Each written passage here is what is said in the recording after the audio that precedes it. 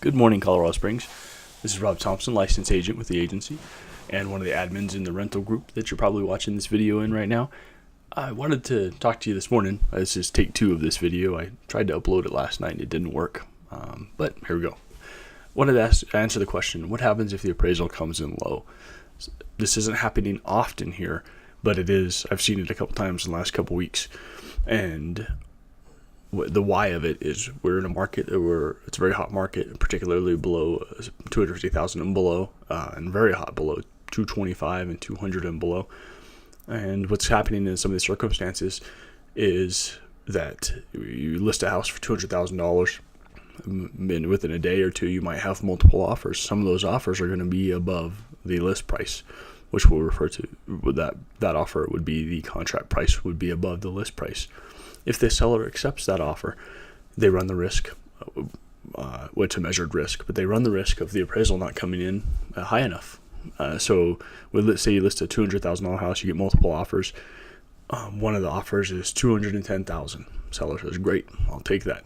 Now the problem can be that the appraisal has to match that contract price. The house has to comp for that contract price. What happens if it doesn't? What happens if the appraiser comes back and says this house is worth $205,000? Well, now there's a $5,000 difference. What happens in that circumstance? Well, the buyers and sellers and the buyer's agent and the seller's agent, they go through 6 potential steps. The first one is, can you challenge the appraisal? Maybe the appraiser missed a house that comped. Maybe his math was off. Doesn't happen very often, but it could happen. So you can try and challenge the appraisal. If the challenge fails, or if it just was related to those earlier circumstances where there was a high offer and we just couldn't get there on their price, you have a couple other options. The seller can drop the price. So say the contract price was $210,000, it appraised at $205,000. Seller could choose to drop the price to $205,000, and you would do an amendment to the contract, and then the deal would proceed.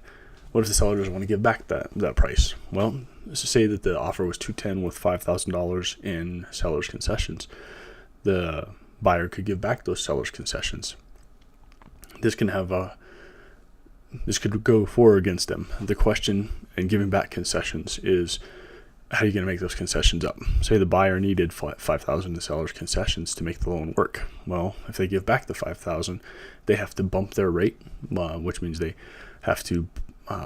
It might go from a 3.5 to a 3.75 or a 3.85 to purchase those thousands that they need to close.